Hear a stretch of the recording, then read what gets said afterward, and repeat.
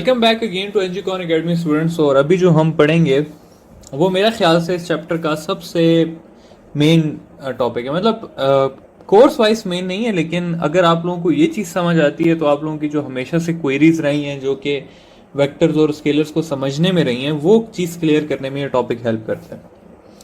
तो टॉपिक है हमारा यूनिट एंड पोजिशन वेक्टर के बारे में। लेकिन सबसे पहले हम देख लेते हैं यूनिट वेक्टर के टॉपिक को कि यूनिट वेक्टर क्या चीज़ होती है। तो यूनिट वेक्टर को डिस्कस करना स्टार्ट करते हैं। यूनिट वेक्टर की हमारे पास दो डेफिनेशंस हैं। सबसे पहली डेफिनेशन है कि a vector used to assign direction to a scalar quantity is called as unit vector. और इसकी सेकंड इक्वेशन है, सेकंड इसकी डेफिनेशन है कि a vector having magnitude 1 is called as unit vector. दूसरे जो डेफिनेशन है वो इटसेल्फ जो है वो एक्सप्लेनेटरी है कि ऐसा वेक्टर जिसका मैग्नीट्यूड 1 होगा वो क्या कहलाएगा, यूनिट वेक्टर कहलाएगा। ठीक है, फॉर एग्जांपल मैं कहता हूं कि 1 मीटर टुवर्ड्स नॉर्थ या 1 न्यूटन ईस्ट, तो ये क्या है, ये यूनिट वेक्टर्स हैं। ठीक है, जिस भी वेक्टर का मैग्नीट्यूड 1 होगा वो क्या कहलाएगा, यूनिट वेक्टर कहलाएगा। अब दूसरी डेफिनेशन जो है ना वो बहुत मजे की डेफिनेशन है, उसको समझने में मजा आएगा। उसको समझने के लिए ना कि a unit vector is used to assign direction to a scalar quantity, इस चीज को समझने के लिए हमें करना पड़ेगा छोटा सा टॉपिक जो कि है multiplication of a vector with scalar. अच्छा, अगर सिर्फ मल्टीप्लिकेशन ऑफ वेक्टर की बात की जाए तो मल्टीप्लिकेशन ऑफ अ वेक्टर दो टाइप से होती है। एक होती है हमारे पास वेक्टर इनटू स्केलर और दूसरी होती है vector into vector. Vector into vector further हम दो में डिवाइड करते हैं, जिसको हम कहते हैं डॉट प्रोडक्ट और क्रॉस प्रोडक्ट। तो ये जितना पोर्शन है ना, ये वाला ये जो यहां पर मेंशन है, ये हम बाद में एक चैप्टर के एंड में करेंगे। अभी हमने सिर्फ ये देखना है कि जब हम वेक्टर को स्केलर के साथ मल्टीप्लाई करेंगे तो वो कैसे मल्टीप्लाई होगा। अच्छा, वेक्टर की मल्टीप्लिकेशन स्केलर के बारे में ये कहा जाता है कि when ever a scalar is multiplied with a vector, magnitude of vector becomes scalar times. ठीक है, तो मतलब क्या है कि मैं कहता हूं मेरे पास एक 3 वेक्टर है, यहां पर ये एक 3 वेक्टर है, इसको मैं मल्टीप्लाई करता हूं 2 के साथ, तो इसका आंसर क्या आएगा, इसका आंसर आएगा मेरे पास 6 वेक्टर। ठीक है, यानी कि क्या रहा, वेक्टर कितने टाइम्स हो गया है, स्केलर टाइम्स हो गया। अगर मैं इसी को मल्टीप्लाई कर दूं, इसी 3 को -2 के साथ, तब क्या होगा। जब हम किसी माइनस के साथ मल्टीप्लाई करते हैं तो उसका मैग्नीट्यूड जो है वो स्केलर टाइम्स हो जाता है और डायरेक्शन उसका ऑपोजिट हो जाता है। तो ये इसका क्या आंसर आएगा, 6 वेक्टर, लेकिन उस वेक्टर का डायरेक्शन क्या होगा, ऑपोजिट हो जाएगा। अब इसी तरह एक और एग्जांपल ले लेते हैं कि मैं 4 वेक्टर को मल्टीप्लाई करता हूं -2 के साथ, तो क्या आंसर आएगा, 8 मैग्नीट्यूड हो जाएगा और डायरेक्शन क्या हो जाएगा, उलट हो जाएगा। तो ये है मेरे पास simple vector multiplication with scalar. Further अब आगे इस कॉन्सेप्ट को लेके जाते हैं यूनिट वेक्टर के कॉन्सेप्ट में। अब इस तरह है स्टूडेंट्स कि मैं यूनिट वेक्टर को, बल्कि 5 स्केलर को मल्टीप्लाई कर देता हूं, 5 स्केलर को मल्टीप्लाई करता हूं 1 यूनिट वेक्टर से। ठीक है, 1 है तो यूनिट है, वेक्टर है तो 1 ही होगा। तो अगर आप किसी चीज को 1 वेक्टर से मल्टीप्लाई करेंगे तो उसका आंसर क्या आ जाएगा, 5 आ जाएगा, और उसका डायरेक्शन आ जाएगा जिस तरफ यूनिट वेक्टर का डायरेक्शन था। मैं कहता हूं मैं 4 को मल्टीप्लाई करता हूं एक लेफ्ट साइड पे जाने वाले यूनिट वेक्टर के साथ, यूनिट वेक्टर का मतलब है इनका मैग्नीट्यूड कितना है, 1 है, तो क्या हो जाएगा, एक ऐसा वेक्टर 4 आ जाएगा जिसका डायरेक्शन इस तरफ होगा। मैं कहता हूं मैं 100 को मल्टीप्लाई करता हूं एक नॉर्थ जाने वाले यूनिट वेक्टर के साथ, तो आंसर क्या आ जाएगा, एक ऐसा वेक्टर जिसका मैग्नीट्यूड 100 है टुवर्ड्स नॉर्थ। तो इन तीनों केसेस में क्या हुआ है, मैंने एक 5 स्केलर को यूनिट वेक्टर के साथ मल्टीप्लाई किया तो वो 5 वेक्टर बन गया, मैंने एक 4 स्केलर को एक यूनिट वेक्टर के साथ मल्टीप्लाई किया तो वो 4 वेक्टर बन गया, मैंने एक 100 को एक नॉर्थ जाने वाले यूनिट वेक्टर के साथ मल्टीप्लाई किया तो वो 100 वेक्टर बन गया। यानी कि जब भी मैं किसी स्केलर को मल्टीप्लाई करता हूं विद यूनिट वेक्टर तो वो कन्वर्ट हो जाता है इनटू वेक्टर क्वांटिटी। तो इसलिए मैंने यहां पर लिखा था कि a vector used to assign direction to a scalar quantity, यहां पर मेंशन है, is called as unit vector. तो आई होप कि ये चीज आपको समझ आई होगी। अब यहां से इसी को थोड़ा सा आगे मजीद लेके जाते हैं, ठीक है, और ये देखते हैं कि इस 5 यूनिट वेक्टर में क्या क्या मौजूद है। ये जो 5 वेक्टर है हमारे पास, इसमें क्या मौजूद है। इसको अगर देखा जाए तो इसमें एक यूनिट वेक्टर है और इसमें एक 5 मैग्नीट्यूड है। तो अगर मैं लिखना चाहूं कि ए कोई भी, अगर मेरे पास ए वेक्टर है तो उसके अंदर क्या क्या होता है, तो ए वेक्टर में सबसे पहली चीज होती है ए का मैग्नीट्यूड और दूसरी चीज होती है ए यूनिट वेक्टर, ठीक है। इसको इस तरह से भी लिख सकते हैं कि ए के अंदर होता है ए मैग्नीट्यूड और ए का यूनिट वेक्टर। तो गर्ज किसी भी मैं वेक्टर को ले लूं, बी सी, कोई भी किसी किस्म का भी वेक्टर होगा तो उसके अंदर दो चीजें होंगी, एक उस वेक्टर का मैग्नीट्यूड और दूसरा उस वेक्टर का यूनिट वेक्टर। अब हम आ जाते हैं स्पेशलाइज्ड या नेम्ड यूनिट वेक्टर्स पे आ जाते हैं, ठीक है, जो कि है हमारे पास आई एक्स जे के, आई जे के और एन। सबसे पहले बात करते हैं हम आई यूनिट वेक्टर की। आई यूनिट वेक्टर क्या चीज है। आई यूनिट वेक्टर जो है वो एक यूनिट वेक्टर है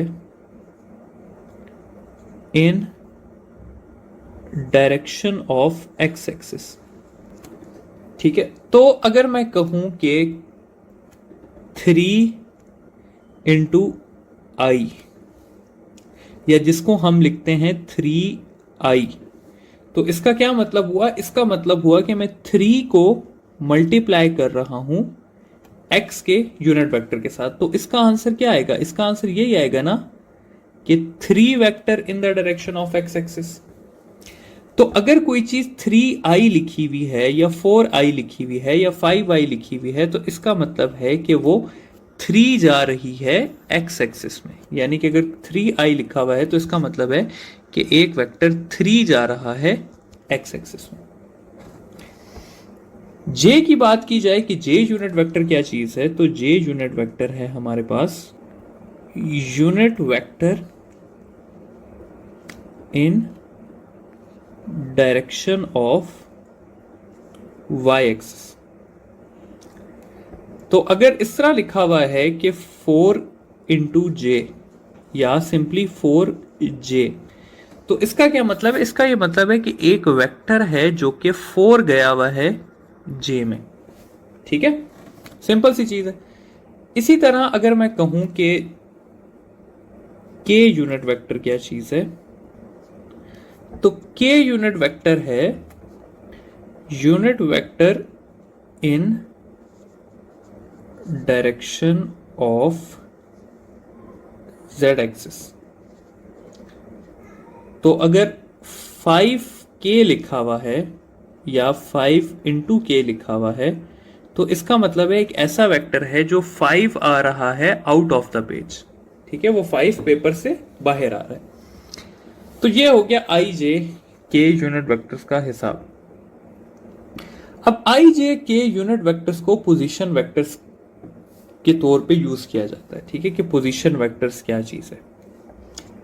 तो पोजीशन वेक्टर्स के हिसाब से अब देखा जाए तो पोजीशन वेक्टर क्या चीजें हैं। Position vector are the vectors which tells about the position of a vector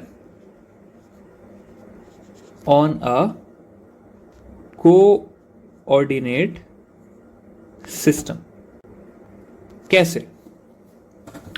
consider करते हैं कि ये मेरे पास कोऑर्डिनेट सिस्टम है, एक्स एक्सिस और वाई एक्सिस, और एक वेक्टर है जो कि दिया हुआ है हमारे पास कि ए वेक्टर जो है वो है हमारे पास 3i और 4j।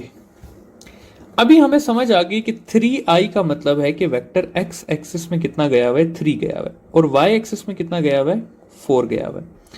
तो अगर मेरे पास ये डिमार्केशंस हैं कि ये 0 है, 1 2 3 4 5 और 1 2 3 4 5, तो ये एक ऐसा वेक्टर है जो कि 3 गया हुआ है x एक्सिस में, यानी कि यहां तक आया हुआ है x एक्सिस में, और फिर y एक्सिस में कितना गया हुआ है, 4 गया हुआ है। तो y एक्सिस में ये वेक्टर गया हुआ है यहां पे 4, ठीक है।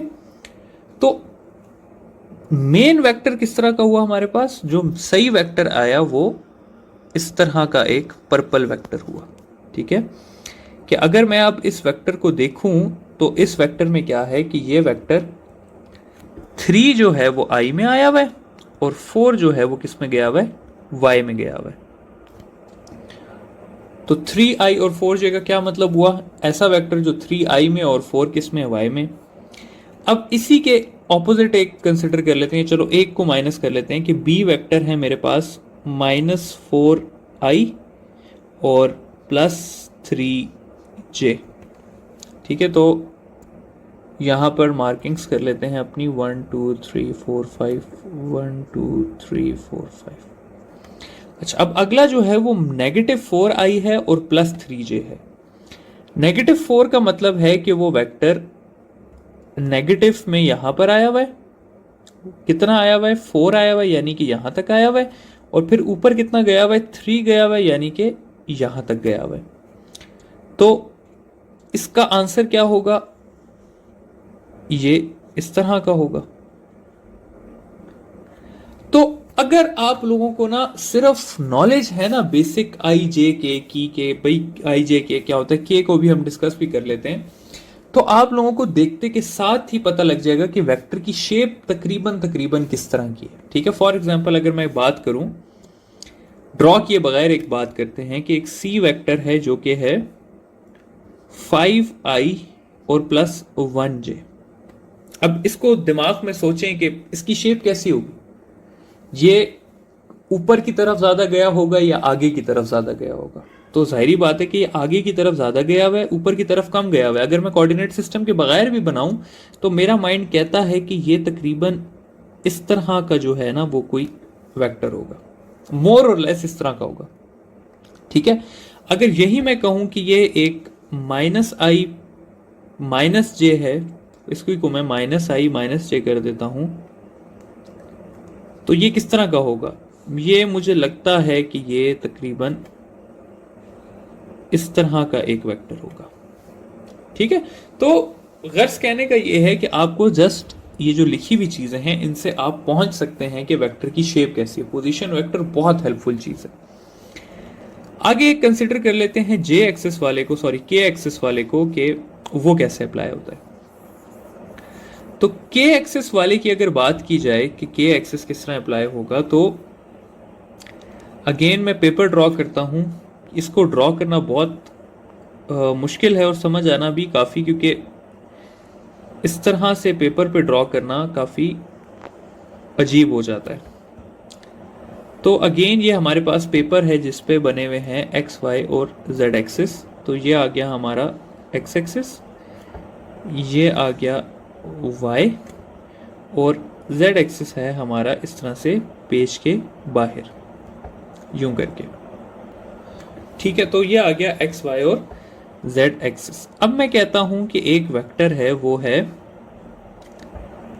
2i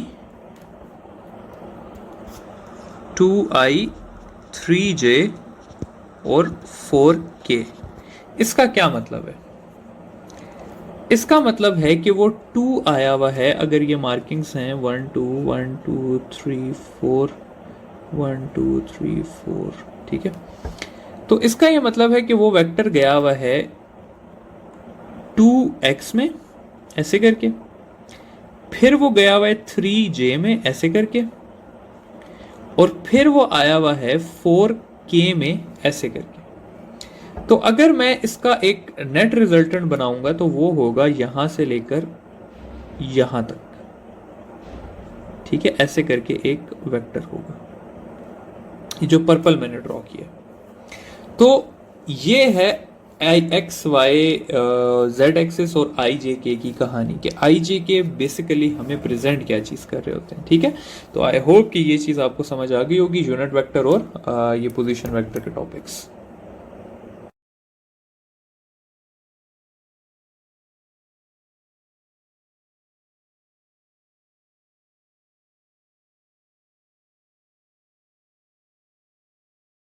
welcome back to NGcon academy students. और वेक्टर और स्केलर के चैप्टर में हमारा जो नेक्स्ट टॉपिक है वो है addition and subtraction of vectors. अच्छा, अगर वेक्टर्स की बात की जाए तो वेक्टर्स हमारे पास ऐड हो सकते हैं, सब्ट्रैक्ट हो सकते हैं, मल्टीप्लाई हो सकते हैं, लेकिन वेक्टर्स कभी भी डिवाइड नहीं हो सकते, ठीक है। तो ये एक जनरल सी बात है जो कि आपको मैंने कहा बता दूं। अच्छा, एडिशन और सब्ट्रैक्शन में दो तरीके हैं, एक हमारे पास पोजीशन वेक्टर्स का है और दूसरा हमारे पास ग्राफिकल मेथड है। तो सबसे पहले हम जरा सा ग्राफिकल को डिस्कस कर लेते हैं। ग्राफिकल मेथड में अगर मैंने पहले एडिशन को लेके चलते हैं, फिर बाद में सब्ट्रैक्शन को ले आएंगे। तो ग्राफिकल मेथड में वेक्टर्स हमारे पास ऐड होते हैं हेड टू टेल रूल से। हेड टू टेल रूल कहता क्या है? हेड टू टेल रूल ये कहता है कि head of preceding vector is joined with tail of succeeding vector, or resultant is formed by combining tail of first vector with head of last vector। तो ये है बेसिकली हमारे पास क्या, head to tail rule. इसको याद करने की जरूरत नहीं है, डेफिनेशन मैं तो कहूँगा लिखने की भी कोई खास जरूरत नहीं है, समझ लें कि होता किस तरह से। अच्छा, अब अगर बात की जाए कि किस तरह से ये रूल अप्लाई होता है, तो रूल कुछ इस तरह से अप्लाई होता है कि कंसिडर कर लेते हैं हमारे पास तीन वेक्टर्स हैं। एक वेक्टर हमारे पास इस तरह का है, दूसरा हमारे पास इस तरह का है, और तीसरा जो है वो हमारे पास इस तरह का एक छोटा वेक्टर है। मैं कहता हूं कि मैं इस तीनों का सम करना चाहता हूं, यानी कि ये ए है, ये बी वेक्टर है, ये सी वेक्टर है, तो मैं ए प्लस बी प्लस सी करना चाहता हूं। अच्छा, जब मैं ए प्लस बी प्लस सी करूंगा तो किस तरह से ये सॉल्व होगा मेरे पास? इस तरह से होगा कि सबसे पहले मैं ए वेक्टर बना लेता हूं, ये बन गया मेरे पास ए वेक्टर। फिर ए की हेड के साथ मैं बी की टेल को ज्वाइन करूंगा, ये हो गया मेरे पास बी वेक्टर। फिर सी की टेल को मैं ज्वाइन करूंगा बी के हेड के साथ, तो ये हो गया सी वेक्टर। तो ये हो गया ए बी सी, और जो रिजल्टेंट है वो किस तरह आएगा? वो फर्स्ट की टेल से लेकर लास्ट के हेड तक आएगा, यानी कि इस तरह से। तो इसका रिजल्टेंट वेक्टर क्या हुआ? ये ब्लू हुआ इसका रिजल्टेंट वेक्टर। रिजल्टेंट वेक्टर हमारे पास ऑब्टेन होता है as a result of addition या सब्ट्रैक्शन, ठीक है। तो ये है सिंपल ग्राफिकल मेथड हमारे पास ऐड करने का। अच्छा, अब इसके बाद हम आ जाते हैं सब्ट्रैक्शन की तरफ थोड़ा सा, ठीक है। बल्कि सब्ट्रैक्शन से पहले एक दो चीजें देख लेते हैं, एक दो सवाल देख लेते हैं। एक बात है कि एडिशन के रिजल्ट में मैक्सिमम आंसर कब आता है?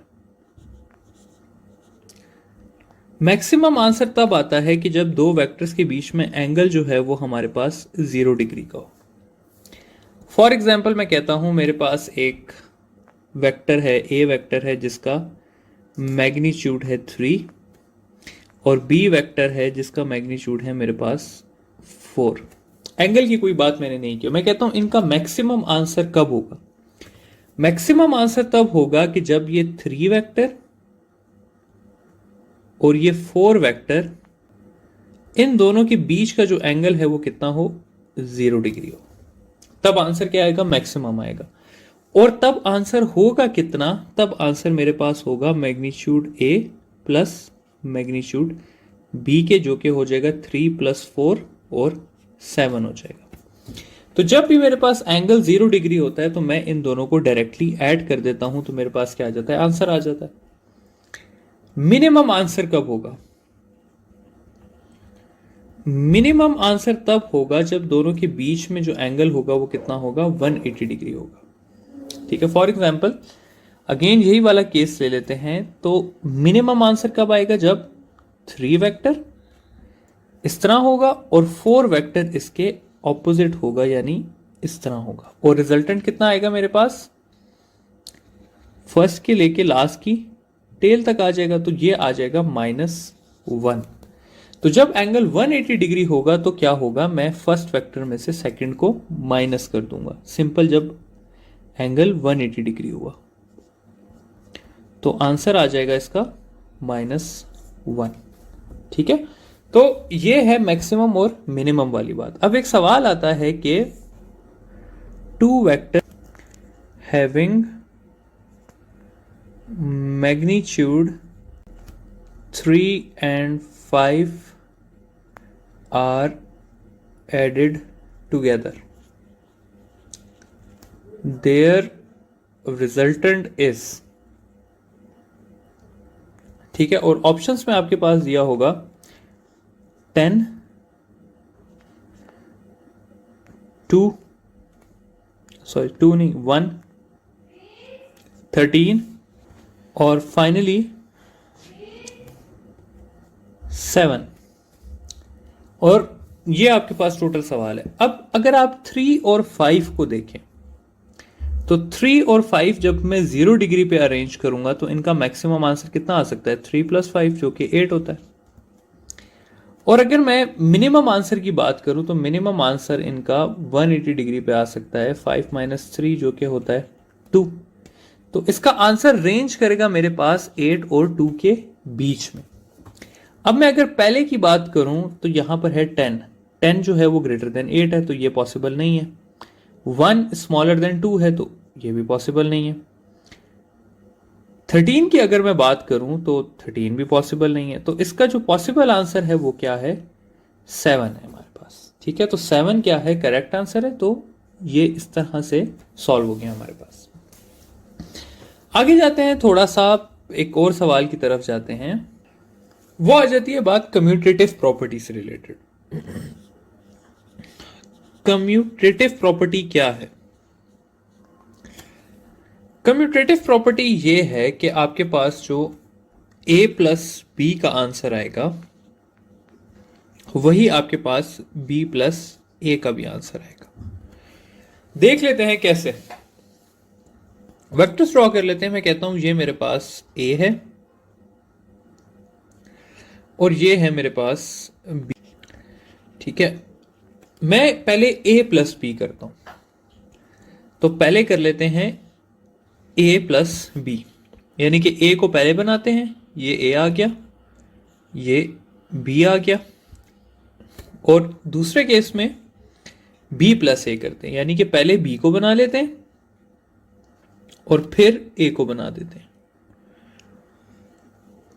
अब अगर मैं पहले में रिजल्टेंट फाइंड करूं तो रिजल्टेंट आएगा मेरे पास कुछ इस तरह का। और अगर मैं नीचे वाले केस में रिजल्टेंट ड्रॉ करूं तब भी मेरे पास रिजल्टेंट आएगा कुछ इस तरह का। तो आप देख सकते हैं कि दोनों पर्पल लाइन सेम है, यानी कि जितना आंसर a + b का है उतना ही आंसर b + a का भी है। तो इसलिए हम कहते हैं कि एडिशन जो है वो कम्यूटेटिव प्रॉपर्टी को फॉलो करती है। अब एडिशन के बाद फर्दर जाते हैं, थोड़ी सी सब्ट्रैक्शन को देख लेते हैं। कि सब्ट्रैक्शन में क्या होता है। तो सब्ट्रैक्शन की अगर बात की जाए तो सब्ट्रैक्शन जो है वो सिमिलर है एडिशन के, सिर्फ एक जो चीज आपने करनी होती है वो ये करना होता है कि reverse the direction of the vector with minus sign. बस ये चीज आपने याद रखनी है, बाकी जो सब्ट्रैक्शन है वो आपके लिए कोई मुश्किल चीज नहीं है, वो सेम है। अच्छा, कैसे रिवर्स करना होता है, फर्ज कर लेते हैं जी ये है मेरे पास ए वेक्टर, ये है बी वेक्टर और ये है सी वेक्टर। पहले केस में कहा जाता है जी के ए माइनस बी प्लस सी कर दें। दूसरे केस में कहा जाता है ए प्लस बी माइनस सी कर दें। तो कैसे सॉल्व होगा, पहले केस में इस तरह से सॉल्व होगा कि ए के साथ कौन सा साइन है, यहां पे प्लस है, तो ए को उसी तरह ड्रॉ कर देंगे हम। ठीक है, ए हमारे पास उसी तरह आ गया। दूसरा है जी माइनस बी, तो बी एक्चुअली में उस तरफ जा रहा है, तो हम माइनस बी को क्या कर देंगे, उलट कर देंगे इसके। ठीक है, तो माइनस बी इस तरह से हो जाएगा। ठीक है, तो माइनस बी को ड्रॉ कर देते हैं, ये आ गया हमारे पास माइनस बी, ये था ए। और तीसरी चीज है प्लस सी, तो सी का डायरेक्शन भी हमने चेंज नहीं करना, तो ये आ जाएगा प्लस सी और ये बन जाएगा मेरे पास इसका रिजल्टेंट। अब अगर मैं दूसरे केस में बात करूं तो अब अगेन क्या है, अब है ए को उसी तरह ड्रॉ कर देंगे क्योंकि ए के साथ प्लस है, ए उसी तरह आ गया हमारे पास। फिर दूसरा है प्लस बी, तो प्लस बी का डायरेक्शन राइट साइड पे है, तो प्लस बी इस तरफ आ गया। आखिरी है माइनस सी, अब सी वैसे नीचे जा रहा है, तो अगर मैं माइनस बनाऊंगा तो मुझे सी का डायरेक्शन ऊपर करना पड़ेगा, तो सी क्या हो जाएगा, माइनस सी ऊपर की तरफ, तो ये हो गया माइनस सी और डायरेक्शन आ गया मेरे पास रिजल्टेंट का इस तरह से। ठीक है, तो आई होप कि सब्ट्रैक्शन की समझ आ गई होगी। सिर्फ क्या है कि जिस वेक्टर के साथ माइनस लग गया उसका डायरेक्शन रिवर्स कर दें और बाकी same head to tail rule apply कर दें। अब फाइनल चीज जो है इसमें वो है addition and subtraction by position vectors. ठीक है, तो अगर इसकी बात की जाए तो आंसर कुछ इस तरह से दिया होगा, सवाल कुछ इस तरह से होगा कि ए वेक्टर है आपके पास जो कि है 3i plus 4j minus 2k और नीचे दिया होगा i minus 2j plus 5k और आपको कहा होगा कि इसका a प्लस बी निकालें। ठीक है, तो a प्लस बी निकालते हैं इसका। इसको कैसे सॉल्व करते हैं, काफी स्टूडेंट्स को प्रॉब्लम होती है, लेकिन ये सिंपल एडिशन है, आपने कुछ करना ही नहीं है। आपने करना है 3 प्लस 1, तो ये हो जाएगा 4i, तो यहां पर आप लिख देंगे 4i। फिर 4 माइनस 2 कितना हो जाएगा, प्लस 2j हो जाएगा। फिर माइनस 2 प्लस 5 कितना हो जाएगा, प्लस 3k हो जाएगा। तो ये है आपके पास सिंपल एडिशन। अब सेम ही चीज को मैं कहता हूं कि मैंने a माइनस बी करना है। ठीक है, अब क्या करना है, हमने a माइनस बी करना है, तब क्या होगा, a माइनस बी जब हम करेंगे तो हमें जिसके साथ माइनस लगा होगा, जिसमें इस केस में b के साथ है, उसके साइन इनवर्स कर देने। तो यहां पे प्लस था तो माइनस हो जाएगा, ये माइनस प्लस हो जाएगा और ये प्लस क्या होगा, माइनस हो जाएगा। और अब हम एंड में आंसर निकाल लेंगे, तो 3 माइनस 1 कितना होता है, ये 2i हो जाएगा। फिर 4 प्लस 2 कितना होता है, ये 6j हो जाएगा। और माइनस 2 माइनस 5 कितना होता है, माइनस 7, तो ये माइनस 7k हो जाएगा। तो इस तरह से हम पोजीशन वेक्टर्स की एडिशन कर सकते हैं। कुछ बातें यहां से जो निकलती हैं वो ये निकलती हैं कि जो रिजल्टेंट होता है एडिशन और सब्ट्रैक्शन का वो भी वेक्टर होता है। ठीक है, देखिए आप यहां पे a माइनस बी जो आया है वो क्या है, रिजल्टेंट है ना एक्चुअली, तो रिजल्टेंट किसके इक्वल है, 2i plus 6j plus minus 7k के। तो यानी कि ये भी क्या है, एक वेक्टर है। तो सिंपल कहने का मतलब क्या है कि रिजल्टेंट जो भी आएगा वो क्या होगा, वेक्टर होगा। आखिर में एक और सवाल जो कॉमनली पूछा जाता है वो ये पूछा जाता है कि, बल्कि एक दो सवाल है कि identical vectors are added, their resultant. ठीक है, तो इसका क्या आंसर है? मैं कहता हूं मेरे पास एक वेक्टर है 2 और दूसरा भी है 2। तो जब मैं इन्हें ऐड करूंगा तो मैं किस तरह ऐड करूंगा, ये 2 ये दूसरा 2, तो इसका आंसर क्या आएगा मेरे पास ऑब्वियसली 4 आएगा। अगर मेरे पास यही वेक्टर्स होते 10 और 10 तो आंसर कितना आता, 20 आता। तो सिंपल सा आंसर इसका क्या है कि जब आइडेंटिकल वेक्टर्स मल्टीप्लाई होते हैं तो उनका मैग्नीट्यूड जो है वो डबल हो जाता है। सॉरी, मल्टीप्लाई नहीं, ऐड होते हैं तो उनका मैग्नीट्यूड कितना हो जाता है, डबल हो जाता है, और उनका डायरेक्शन जो है वो सेम रहता है। ठीक है, अगला सवाल ये आता है कि आइडेंटिकल वेक्टर्स आर सबट्रैक्टेड, यानी कि अगर ये ए वेक्टर है और एक और ए वेक्टर है तो मैंने ए माइनस ए करना है।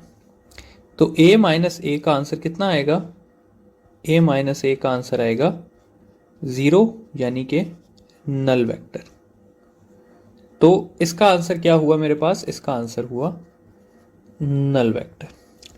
एक और मशहूर ज़माना सवाल है हमारे पास कि 2 vectors A and B are arranged at, तो सवाल ये होता है कि what is the angle between their resultants.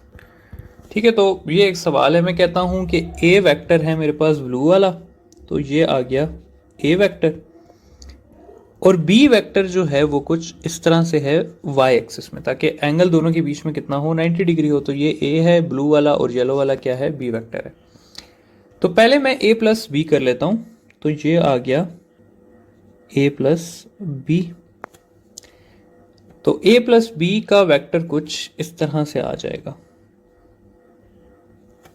ठीक है, फिर मैं ए माइनस बी करता हूं, तो ए इसी तरह आएगा लेकिन बी का डायरेक्शन क्या होगा, ऑपोजिट हो जाएगा। तो अगली बार मैंने क्या किया, ए माइनस बी कर दिया। तो आप सेंटर में देखें तो सेंटर में जो आपका एंगल बन रहा है वो क्या बन रहा है, 90 डिग्री। तो इन दोनों के बीच के रिजल्टेंट्स का वेक्टर क्या होता है, रिजल्टेंट के बीच का एंगल क्या होता है, 90 डिग्री होता है। ठीक है, पहली बात ये हो गई। एक और चीज पूछी जाती है कि magnitude of their resultant is, सवाल में कुछ इस तरह से होता है कि ए प्लस बी का magnitude is greater than A minus B. दूसरा ये होता है कि A plus B is equal to A minus B. तीसरा इसी तरह होता है लेस देन, चौथा होता है नन ऑफ दीज। तो इसका जो करेक्ट आंसर है वो ये है कि दोनों का मैग्नीट्यूड क्या होता है, इक्वल होता है। इनका डायरेक्शन अलग होगा, लेकिन देखें अगर आप लाइन की लेंथ देखें स्टूडेंट्स तो वो क्या है, सेम है ना। तो इसलिए कहते हैं कि इनके बीच में एंगल 90 डिग्री होता है और इनका मैग्नीट्यूड क्या होता है, इक्वल होता है। तो ये हुआ हमारे पास एडिशन और सब्ट्रैक्शन का टॉपिक, दी एंड।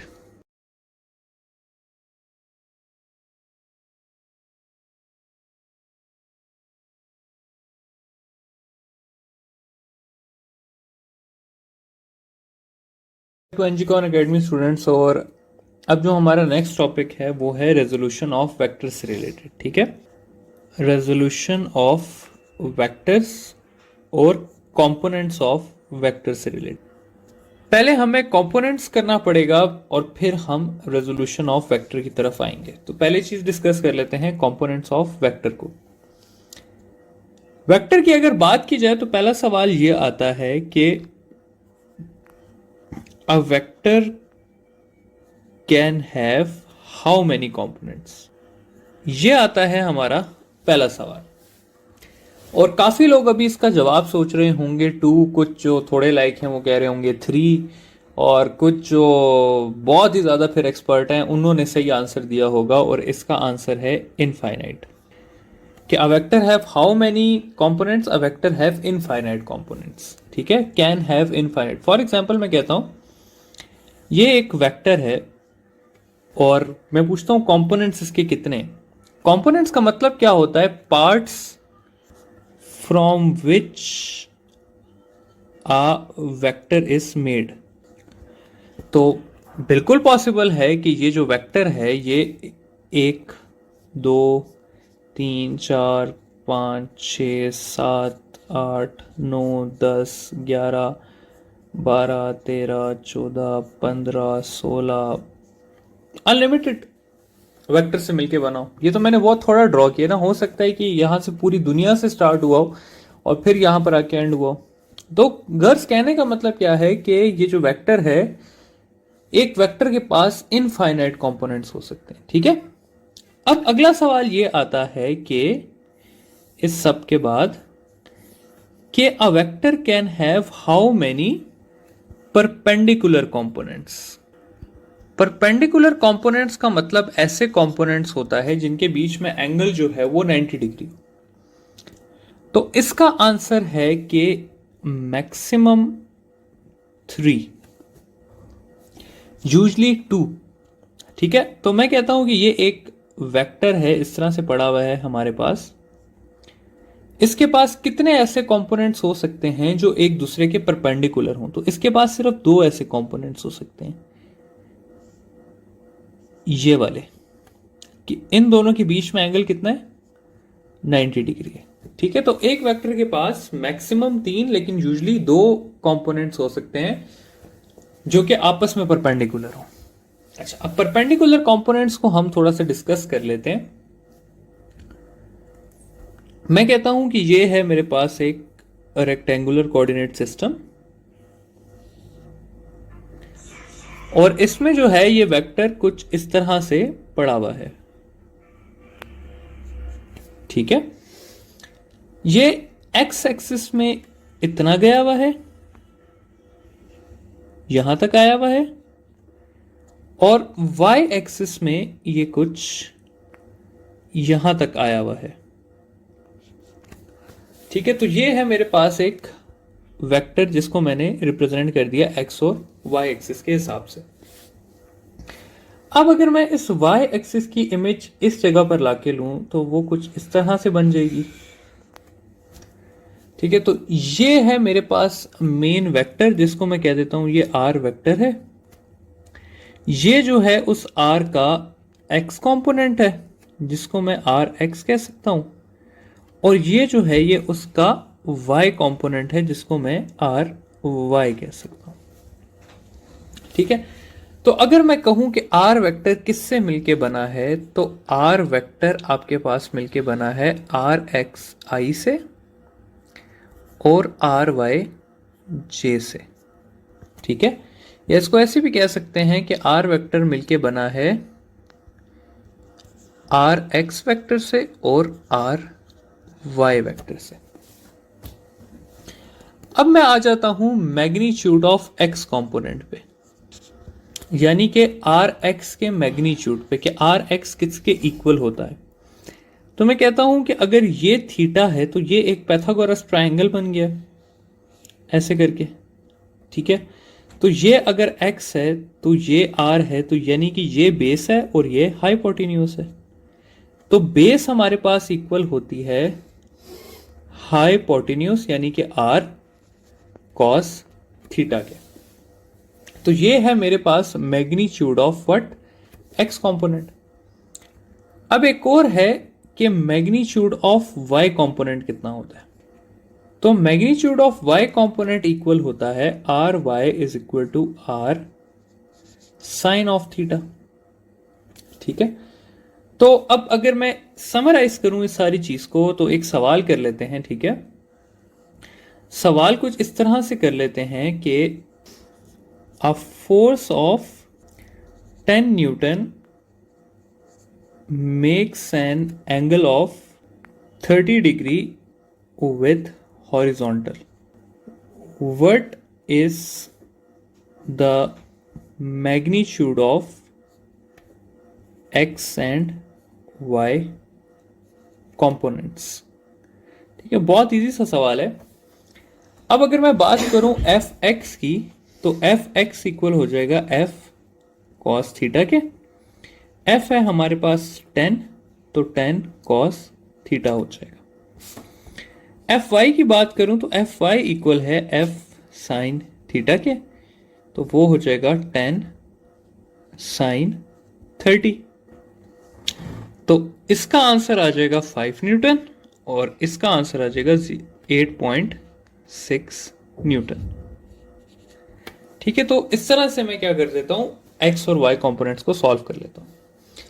एक थोड़ी सी गड़बड़ इस एक्स और वाई कंपोनेंट में आती है, और वो गड़बड़ आती है जब सवाल इस तरह से दिया होता है। सवाल सेम होगा, सिर्फ एक छोटी सी चेंज होगी। A force of 10 newton makes a vertical angle of 30 degree. Find X and Y components को फाइंड करना है। ठीक है, अब सवाल में सिर्फ एक लफ्ज की चेंज है और वो है ये वर्टिकल एंगल। इसकी जगह आपको ये भी दिया जा सकता है विद वाई एक्सिस, इसकी जगह ये भी दिया जा सकता है विद वर्टिकल एक्सिस, या इसकी जगह सिर्फ ये भी लिखा हो सकता है वर्टिकली। अच्छा, अब अगर मैं इसे पिक्चर में ड्रॉ करूं ना, तो ये कुछ इस तरह से बनेगा कि पिछले सवाल में ये था कि एक 10 न्यूटन की फोर्स है और वो 30 डिग्री बना रही है इस तरह करके। लेकिन अब जब मैं इसको वर्टिकल एंगल या विद वाई एक्सिस या विद वर्टिकल एक्सिस या वर्टिकली का लफ्ज आएगा, तो इसका मतलब है कि एक 10 न्यूटन की फोर्स है और वो ये वाला एंगल 30 डिग्री बना रही है। तो फिर मेन एंगल कितना हुआ, 60 डिग्री हुआ। तो जब भी ये चीज आएगी, आपने इक्वेशंस को थोड़ा सा चेंज कर लेना है और एफ एक्स को आपने बना देना है एफ साइन थीटा और एफ वाई को आपने बना देना है एफ कॉस थीटा। तो स्टूडेंट्स, इस चीज का आपने ख्याल रखना है, ठीक है, कि अगर वर्टिकली का लफ्ज यूज किया हो तो आपने इसको कैसे से चेंज करना है। अब हमने देख लिया कि एक वेक्टर को कंपोनेंट्स, वर्टिकल कंपोनेंट्स में डिवाइड कैसे करते हैं, ठीक है, जिसको हमने कहा कि components of a vector, resolution of into components of a vector.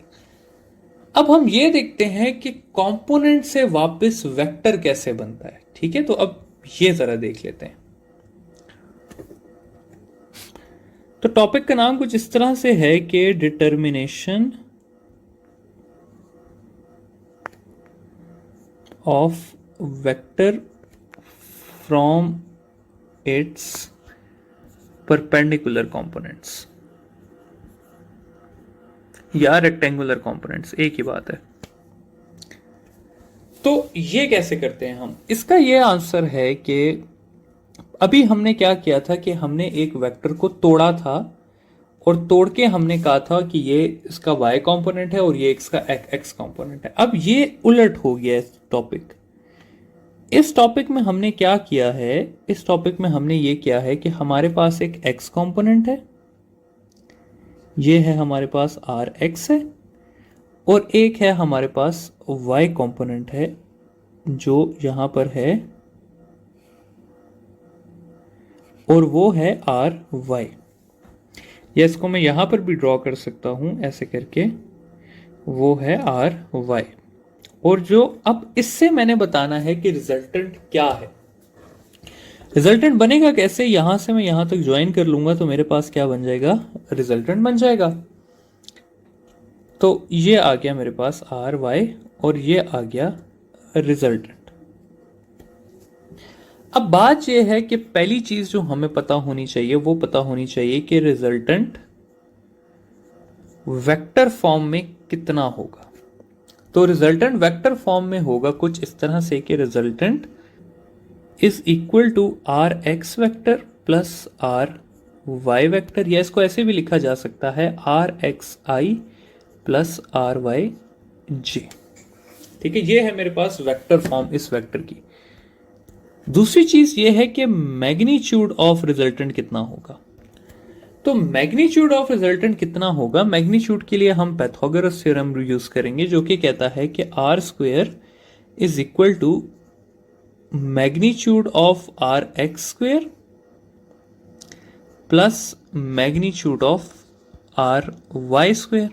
या इसको ऐसे भी लिखा जा सकता है कि आर का मैग्नीट्यूड जो है वो इक्वल है R X square plus R Y square.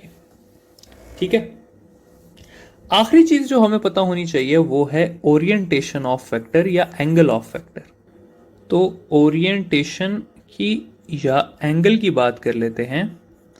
तो ओरिएंटेशन या एंगल के लिए जो फॉर्मूला यूज होता है वो है हमारे पास theta is equal to tan inverse R Y over R X. अब ये हमने देख लिया कि फॉर्मूलाज क्या क्या है। ठीक है, अब हम इसको प्रैक्टिकली एक जगह पे अप्लाई करते हैं। मैं कहता हूं कि एक एक्स वाई कोऑर्डिनेट सिस्टम है जिसपे जो एक्स की लाइन है वो 3 तक आई हुई है और जो वाई की लाइन है वो आई हुई है 4 तक। ये वाई की लाइन है और ये आई हुई है 4 तक। बस इतनी सी मेरे पास इंफॉर्मेशन है और मैंने क्या निकाला है, मैंने रिजल्टेंट का वेक्टोरियल फॉर्म निकालनी है, मैंने रिजल्टेंट का मैग्नीट्यूड निकालना है और मैंने रिजल्टेंट की ओरिएंटेशन निकालनी है, या सिंपल लफ्जों में एंगल निकालना है। तो अब वेक्टर के लिए क्या है, वेक्टर के लिए सिंपल ये है कि R vector is equal to R X I, यानी कि आर एक्स कितना है 3 आई और आर वाई जे यानी कि 4 जे। तो ये आ गया मेरे पास वेक्टोरियल फॉर्म ऑफ रिजल्टेंट। अब मैग्नीट्यूड के लिए मैंने क्या करना होता है, मैंने अंडर रूट लेके 3 स्क्वायर प्लस 4 स्क्वायर करना होता है। तो इसका आंसर मेरे पास आ जाएगा 5। और थीटा की अगर मैं बात करूं तो थीटा है मेरे पास tan inverse minus R Y over R X. तो ये हो जाएगा tan इनवर्स 4/3। इसका जो भी आंसर है आप लोग निकाल सकते हैं। ठीक है, तो इस तरह से हम वेक्टर को डिवाइड करते हैं कंपोनेंट्स में और कंपोनेंट्स के जरिए हम वेक्टर की डिफरेंट चीजें फाइंड करते हैं। तो आई होप कि ये चीज आप लोगों को समझ आ गई होगी। अब हम जाते हैं अपने अगले टॉपिक की तरफ।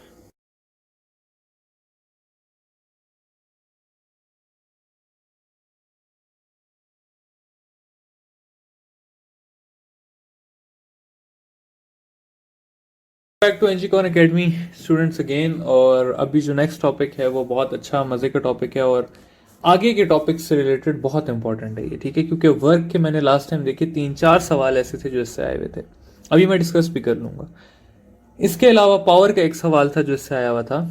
तो ये टॉपिक इंपॉर्टेंट है। ठीक है, वेक्टर मल्टीप्लीकेशन, पहले भी मैंने एक टेबल सा एक फ्लो चार्ट सा बनाया था, लेकिन मैं उसको फिर से आप लोगों को रिवाइज करवा देता हूं कि वेक्टर मल्टीप्लिकेशन 2 टाइप्स की होती है।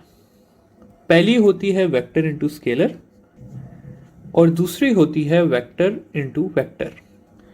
वेक्टर इनटू वेक्टर को हम फर्दर जो है वो 2 में डिवाइड करते हैं।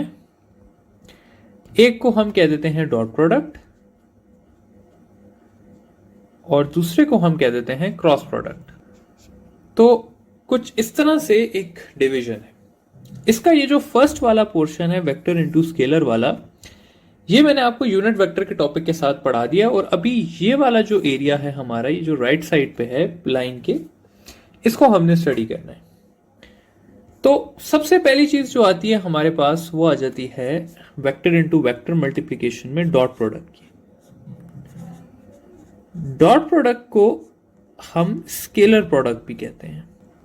स्टूडेंट्स, हमने इस टॉपिक को एफएससी के पर्सपेक्टिव से नहीं पढ़ना, हमने इसे एंट्री टेस्ट के पर्सपेक्टिव से पढ़ना है। ठीक है, तो मेरी कोशिश होगी कि इसमें आपको वो बातें बताऊं जो आपकी एंट्री टेस्ट के लिए इंपॉर्टेंट है।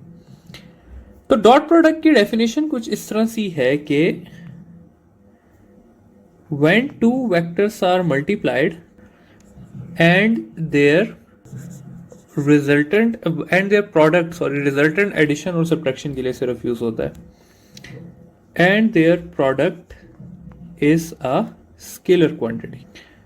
मतलब क्या है कि हमने दो वेक्टर्स को मल्टीप्लाई किया है और उनका प्रोडक्ट अगर स्केलर आया तो इससे हम कहते हैं कि ये डॉट प्रोडक्ट है या ये स्केलर प्रोडक्ट है। मैं कहता हूं मेरे पास दो वेक्टर्स हैं, एक वेक्टर ये है ए और दूसरा एक वेक्टर है बी, और इन दोनों के बीच में एंगल है थीटा, और मैं करना चाहता हूं ए डॉट बी। ठीक है, तो ए डॉट बी का आंसर क्या होगा?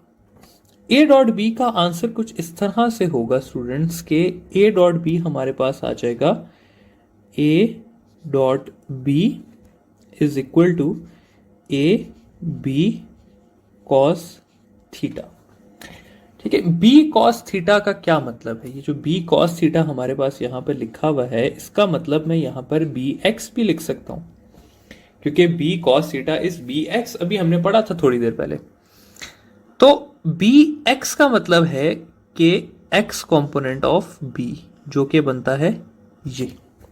ठीक है, तो इस तरह से ये होती है डॉट प्रोडक्ट। डॉट प्रोडक्ट को अगर मैं सेपरेट करके लिखना चाहूं तो मैं किस तरह से लिख सकता हूं कि ये है मेरे पास ए वेक्टर, ये है मेरे पास बी वेक्टर, यहां पर ये है मेरे पास ए का मैग्नीट्यूड, ये है बी का मैग्नीट्यूड, और ये थीटा जो है ये है angle between A and B. अब अगर आप लेफ्ट साइड को देखें तो यहां पर ए भी वेक्टर है, बी भी वेक्टर है, लेकिन अगर आप राइट साइड पे देखें तो ए मैग्नीट्यूड है, बी मैग्नीट्यूड है और कॉस थीटा है। तो इन तीनों चीजों में से ना ए का पास डायरेक्शन है, ना बी के पास डायरेक्शन है, ना कॉस थीटा के पास डायरेक्शन है। तो आपने मल्टीप्लाई दो वेक्टर क्वांटिटीज को यहां पर किया था इस एरिया में, लेकिन यहां पर जो है आपके पास एक स्केलर क्वांटिटी आ गई है। ठीक है, तो ये है हमारे पास डॉट प्रोडक्ट कि जब हम दो को मल्टीप्लाई करें वेक्टर्स को और उनके आंसर में क्या आ जाए, एक स्केलर क्वांटिटी आ जाए। अब हम देख लेते हैं जरा से प्रॉपर्टीज ऑफ डॉट प्रोडक्ट को। तो प्रॉपर्टीज ऑफ डॉट प्रोडक्ट को अगर हम देखें तो उसमें सबसे पहली प्रॉपर्टी जो आती है वो आती है हमारे पास कम्यूटेटिव प्रॉपर्टी। कम्यूटेटिव प्रॉपर्टी का मतलब है कि ए डॉट बी जो है वो इक्वल होगी बी डॉट ए के। अब अगर हम ऐसा देखें भी तो क्या होता है, मैं देखते हैं कि ये बात ठीक है भी कि नहीं है। मैं कहता हूं एक वेक्टर है ए, वो है 5 का, दूसरा वेक्टर है मेरे पास बी, वो है 10 का, और इन दोनों के बीच में एंगल जो है वो है 60 डिग्री। सबसे पहले मैं करता हूं ए डॉट बी, तो मैं ए डॉट बी करूंगा तो उसका आंसर आ जाएगा ए बी कॉस थीटा। यहां पर वैल्यूज डाल के देख लेते हैं। ए का मैग्नीट्यूड है 5, बी का मैग्नीट्यूड है 10 और कॉस थीटा है मेरे पास 60, तो इसका आंसर आ जाएगा 50 इंटू 0.5 जो कि हो जाएगा 25। तो ए डॉट बी का आंसर आया 25। अब अगर मैं बी डॉट ए की बात करूं तो बी डॉट ए हो जाएगा बी ए कॉस थीटा। अब अगर मैं बी ए कॉस थीटा को देखूं तो बी का मैग्नीट्यूड है 10, ए का है 5 और कॉस के जगह में डाल दूंगा 60, तो ये हो जाएगा 50 इंटू 0.5 जो कि अगेन हो जाएगा 25।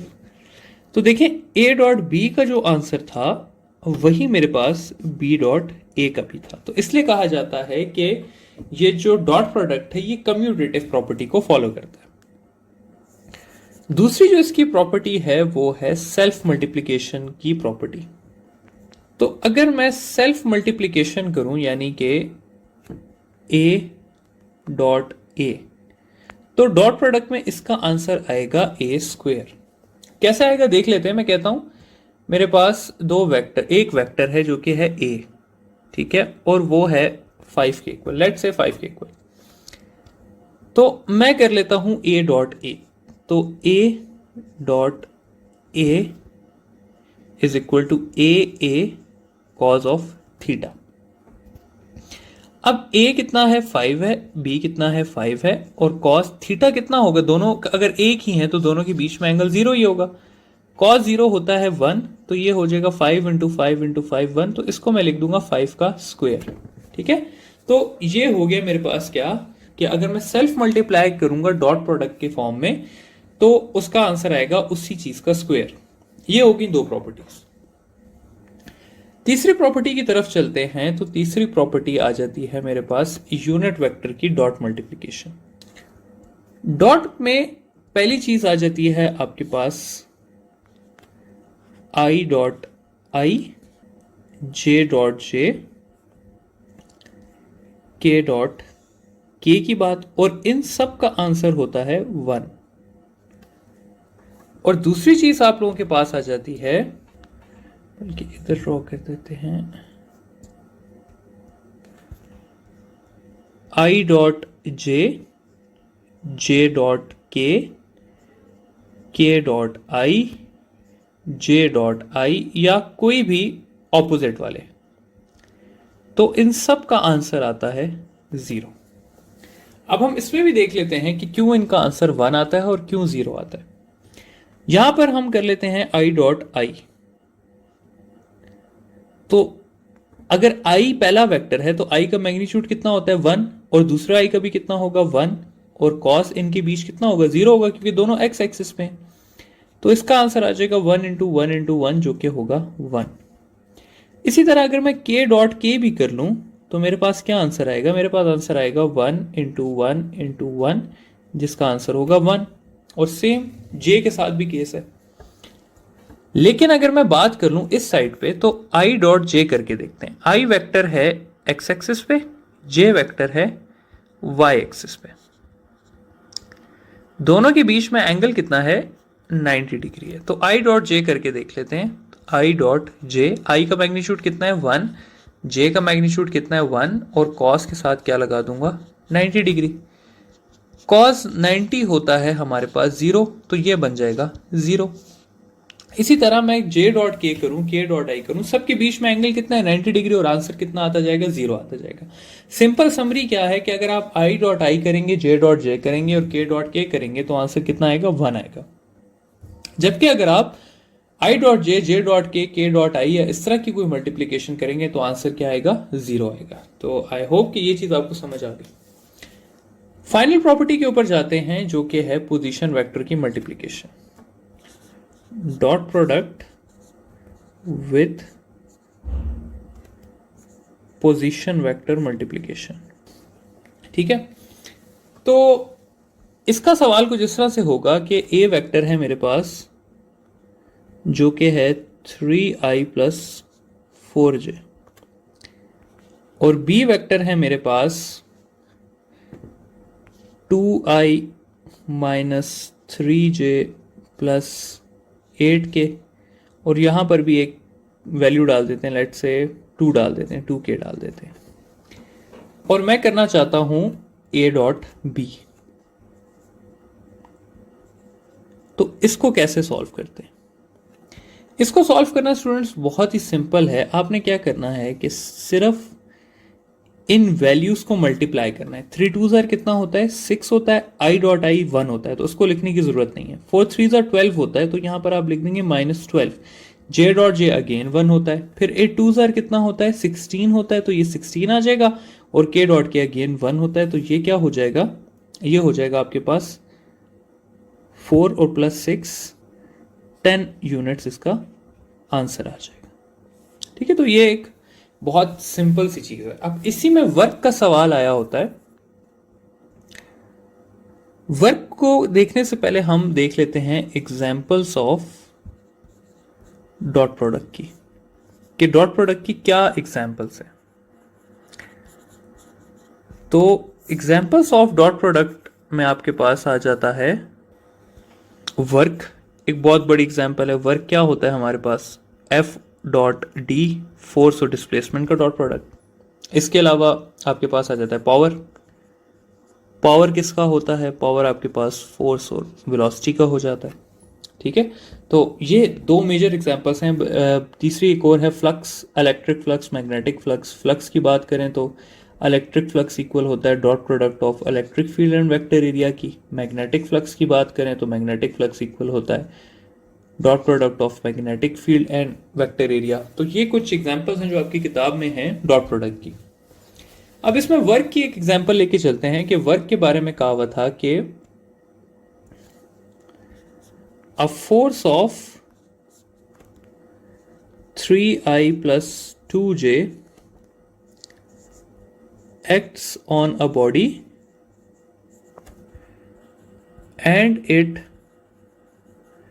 covers a displacement of 4I minus J to find the work done। अब वर्क किसके इक्वल होता है? वर्क इक्वल होता है एफ डॉट डी के। एफ यहां पर इन्होंने क्या दिया हुआ है? एफ इन्होंने दिया हुआ है 3I प्लस 2J के, और डी डिस्प्लेसमेंट इन्होंने दी हुई है 4I माइनस जे के। तो डॉट प्रोडक्ट किस तरह करते हैं? 3 को 4 से मल्टीप्लाई कर दें 12 आ जाएगा, 2 को 1 से मल्टीप्लाई कर दें 2 आ जाएगा। तो इसका आंसर हो जाएगा 10 जूल्स। तो ये सवाल था जो कि आया हुआ था, और इससे एक और रिलेटेड सवाल है लेकिन वो हम वर्क में जाके कवर कर लेंगे। तो यहां पर हमारा डॉट प्रोडक्ट खत्म होता है। अब हम जाएंगे क्रॉस प्रोडक्ट की तरफ।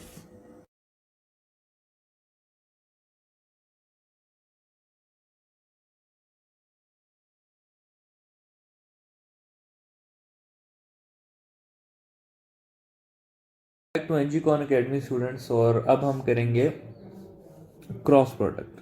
क्रॉस प्रोडक्ट और डॉट प्रोडक्ट थोड़ा सा डिफरेंस है लेकिन बहुत बड़ा फर्क क्रिएट करता है।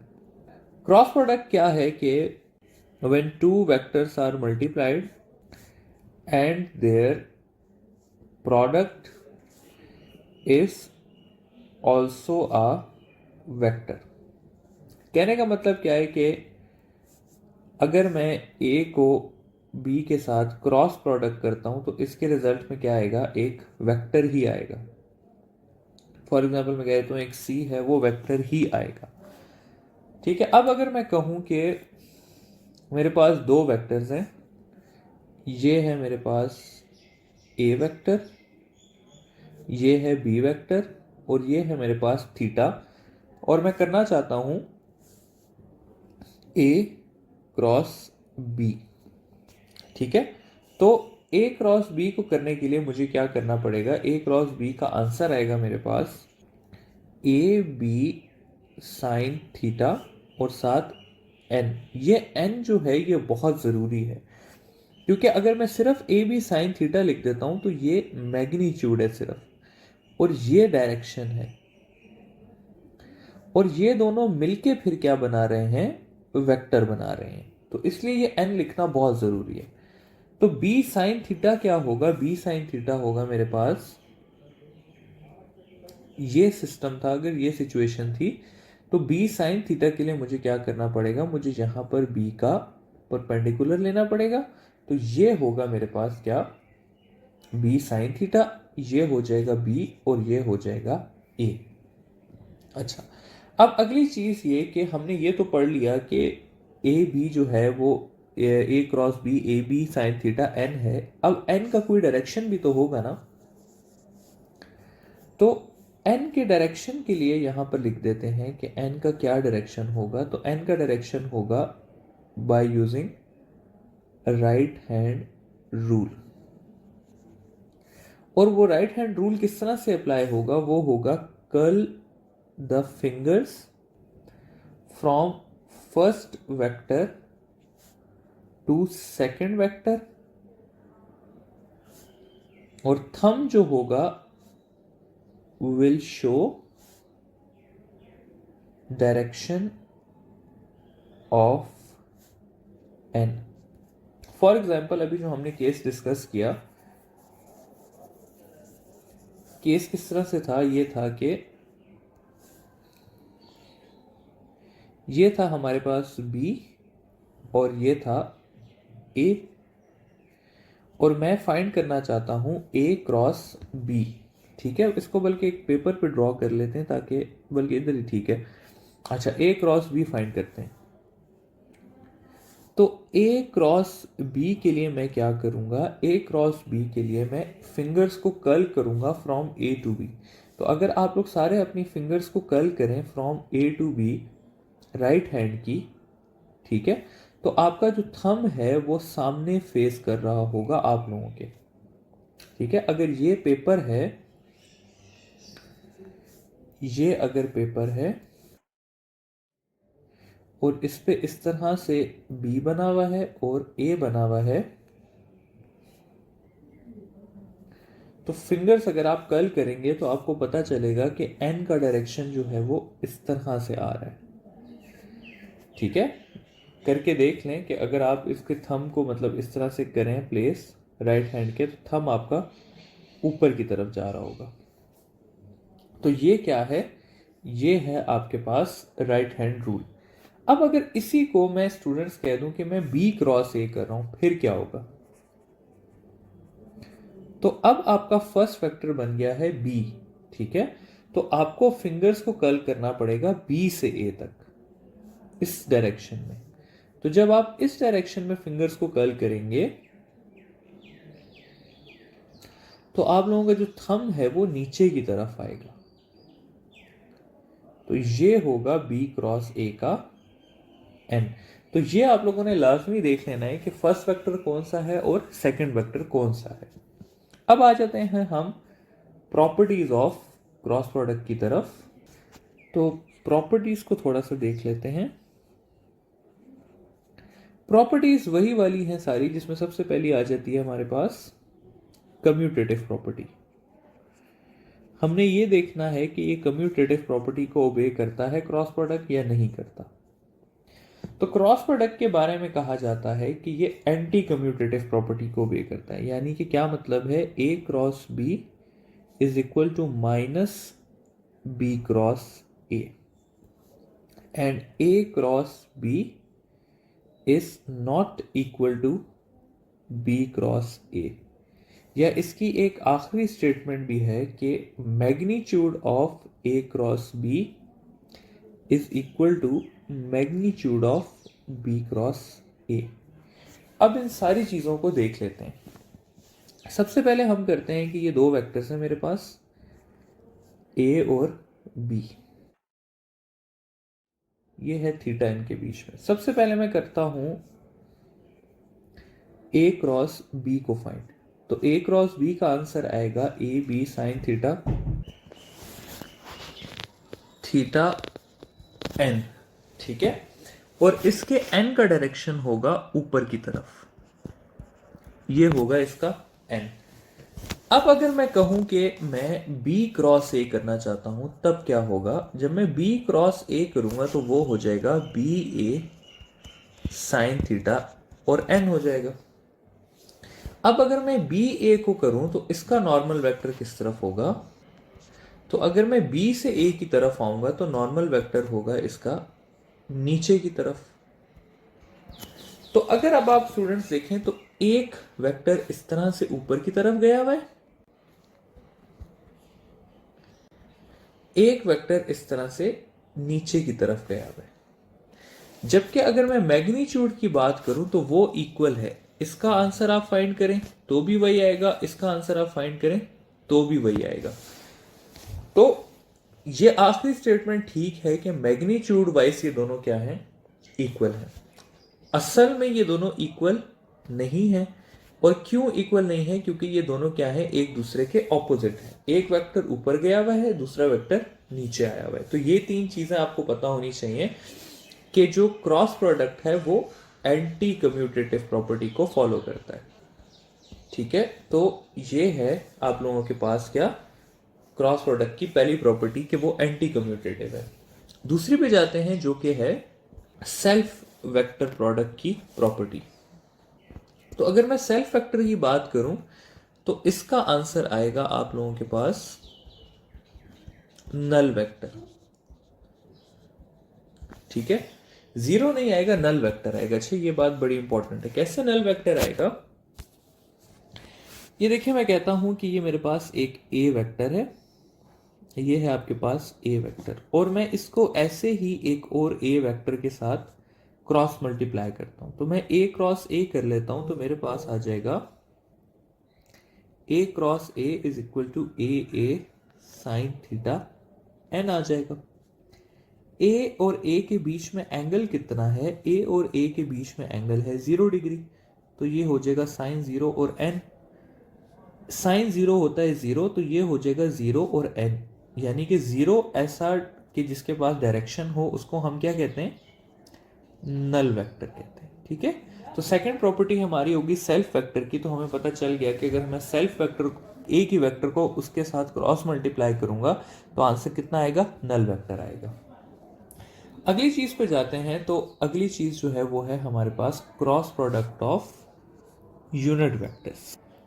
तो यूनिट वेक्टर्स को अगर मैं क्रॉस प्रोडक्ट करूं तो इस तरह से होता है कि I dot I J cross I J cross J K cross के का आंसर आता है नल वेक्टर। ठीक है, क्यों आता है? क्योंकि ये सेल्फ प्रोडक्ट है, और अभी हमने पढ़ा है कि सेल्फ प्रोडक्ट का आंसर कितना आता है?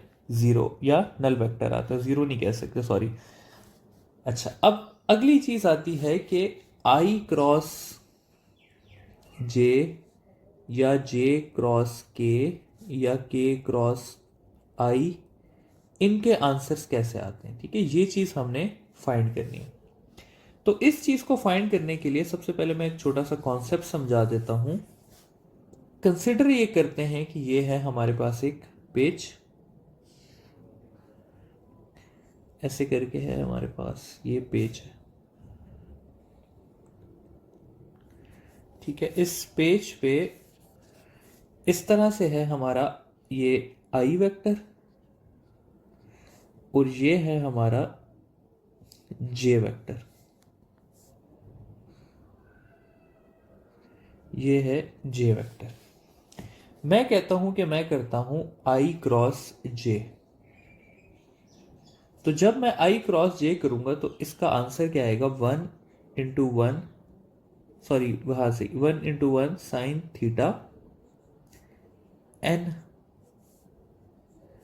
तो 1 इंटू 1 हो जाएगा 1। साइन कितना है इन दोनों के बीच में? 90। साइन 90 होता है 1, तो यह आ जाएगा 1 और n। अब मैं n का जरा डायरेक्शन फाइंड करता हूं। मैं कहता हूं कि मैं i क्रॉस j है, तो मैं i से जाता हूं j की तरफ। तो जब मैं i से j की तरफ जाऊंगा तो स्टूडेंट्स आप लोग देखेंगे कि n का डायरेक्शन आ रहा है आउट ऑफ द पेपर, और आउट ऑफ द पेपर क्या होता है? k होता है। तो 1k क्या बन जाएगा? सिंपली k बन जाएगा। तो i डॉट j का क्या आंसर हुआ? k हुआ। अब मैं इसी को कहता हूं कि मैं i डॉट j की जगह j डॉट i करना चाहता हूं, j क्रॉस i करना चाहता हूं, सॉरी। तब क्या होगा? अब मुझे j से i की तरफ लेके आना पड़ेगा। ठीक है, तो जब मैं j से i की तरफ लाऊंगा तो आप लोग देखेंगे कि ये जो है ये आउट ऑफ द पेपर जा रहा होगा इस तरह करके। ठीक है, तो out of the sorry into the paper जा रहा होगा, तो इनटू द पेपर क्या होता है? माइनस के होता है। किसी को ये चीज नहीं समझ आई, कोई फर्क नहीं पड़ता। इसके लिए एक तरीका होता है, एक सर्कल ड्रॉ कर लें और उस पर 3 एरोस बना लें, और एरोस के पास से इस तरह लिख लें आई जे और के। अब अगर आप सर्कल के डायरेक्शन में जाएंगे, फॉर एग्जांपल आप करना चाहते हैं आई क्रॉस जे, तो आपका आंसर क्या आएगा? के आएगा। अगर आप करेंगे के क्रॉस आई तो आपका आंसर क्या आएगा? जे आएगा। अगर आप सर्कल के अगेंस्ट जाते हैं, फॉर एग्जांपल आप के क्रॉस जे करते हैं, तो आपका आंसर क्या आएगा? माइनस आई आएगा। इसी तरह अगर आप जे क्रॉस आई करते हैं तो आपका आंसर क्या आएगा? माइनस के आएगा। तो अगर आप सर्कल के डायरेक्शन में जा रहे हैं तो आपका आंसर पॉजिटिव आएगा, अगर सर्कल के अगेंस्ट जा रहे हैं तो आपका आंसर नेगेटिव आएगा। फाइनल लास्ट चीज जो है वो है हमारे पास कैलकुलेशन ऑफ क्रॉस प्रोडक्ट। तो कैलकुलेशन ऑफ क्रॉस प्रोडक्ट इस तरह है कि अगर आपके पास सवाल इस तरह से आया हो कि a is equal to 3i plus 4j plus 2k और b आया हो 2i minus 2j plus 3k। तो इसको कैसे सॉल्व करना है? इसको सॉल्व करने के लिए स्टूडेंट सबसे पहले आपने लिखना है a cross b is equal to, यहां पर आपने डालना है ब्रैकेट और ब्रैकेट के आगे लिखना है i, फिर आपने लिखना है प्लस, फिर आपने डालनी है ब्रैकेट, फिर आपने लिखना है j, फिर आपने डालना है प्लस, फिर आपने डालनी है ब्रैकेट और आपने लिखना है k। फिर अगले स्टेप में आपने यहां पर इस तरह से लिखना है i j k। i के नीचे आप लिख देंगे जो i की वैल्यूज हैं 3 2, j के नीचे लिख देंगे आप 4 माइनस 2 और k के नीचे आप लिख देंगे 2 और 3। जो इनकी वैल्यूज हैं इसको इस तरह करके आपने जस्ट लिख देना है। अब नेक्स्ट चीज क्या है कि i को जब आपने सॉल्व करना है तो आपने i वाले को गायब कर देना है और इनको क्रॉस मल्टीप्लाई कर देना है। तो जब आप इन्हें क्रॉस मल्टीप्लाई करेंगे तो क्या आंसर आएगा? 4 इंटू 3 क्या हो जाएगा? 12 हो जाएगा और माइनस 2 इंटू 2 क्या हो जाएगा? माइनस 4 हो जाएगा। ठीक है। फिर जब आपने j को सॉल्व करना है तो आपने j को गायब कर देना है और इनको क्रॉस मल्टीप्लाई कर देना है। तो 3 इंटू 3 क्या हो जाएगा? 9 हो जाएगा और 2 इंटू 2 क्या हो जाएगा? 4 हो जाएगा।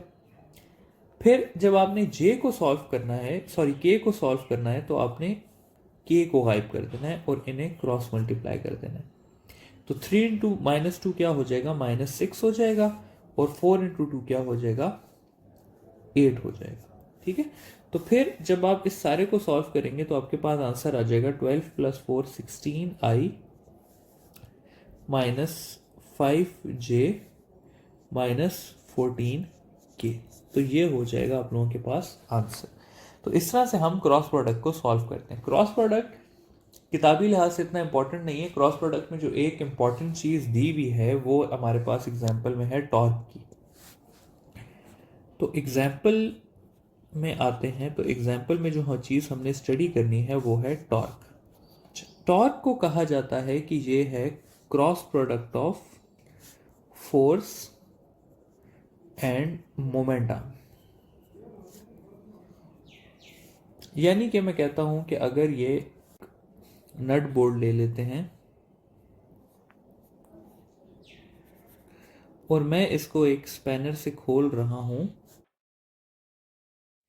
तो क्या है कि मैं इस पे कहता हूं कि मैं यहां से पकड़ के इस पे फोर्स लगा रहा हूं, इस तरफ मैं इसको खोलने के लिए फोर्स लगा रहा हूं। तो ये हो गई फोर्स। और मोमेंट आर्म क्या होता है? मोमेंट आर्म होता है distance from axis of rotation two point of force. तो ये हो जाएगा मेरे पास क्या? मोमेंट आर्म, जिसको मैं आर से रिप्रेजेंट करता हूं, और ये हो जाएगी मेरे पास फोर्स। और टॉर्क को अगर मैं लिखूं तो टॉर्क को लिखा जाएगा कि torque is equal to force cross moment arm. या इसको मैं लिख सकता हूं F R sine theta N. ठीक है। तो ये है फोर्स और मोमेंट आर्म। टॉर्क को डिटेल से हम चैप्टर 5 में भी डिस्कस कर लेंगे। और अगर मैं टॉर्क को इस तरह लिखना चाहूँ कि आर क्रॉस एफ, तो ये हो जाएगा आर एफ साइन थीटा और एन। तो ये है एक एग्जांपल क्रॉस प्रोडक्ट की और क्रॉस प्रोडक्ट सारा का सारा। नेक्स्ट इज फाइनली एक टॉपिक हमारे पास रह गया इक्विलिब्रियम का, तो अब वो डिस्कस कर लेते हैं।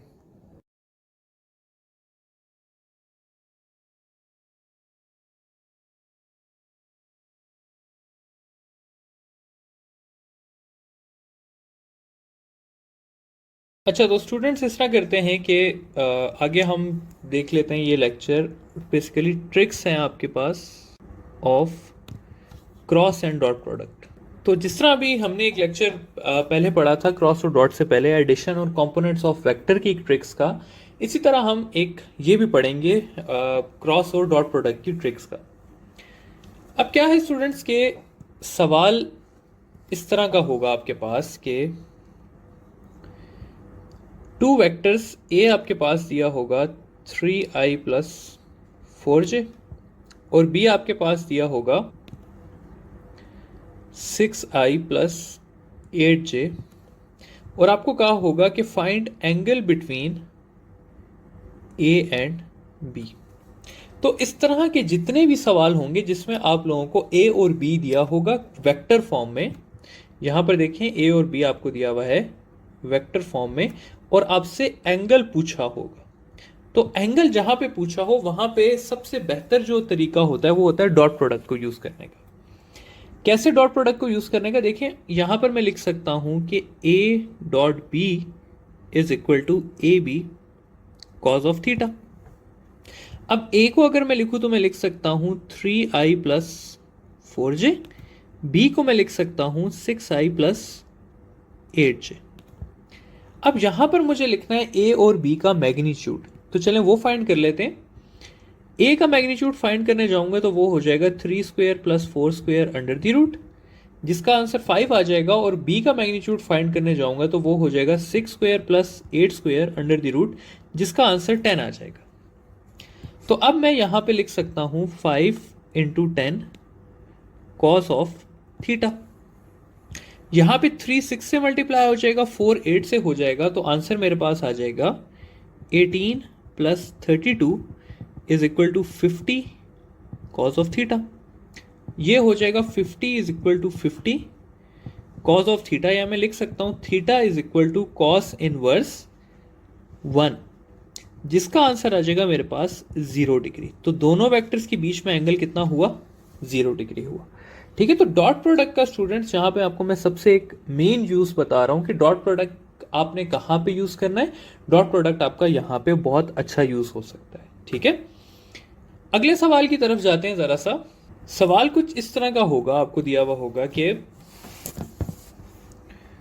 रिजल्टेंट ऑफ टू वेक्टर्स, ए की वैल्यू भी दी होगी 2i प्लस 7j, और बी की वैल्यू भी दी होगी 8i माइनस 12j। ठीक है,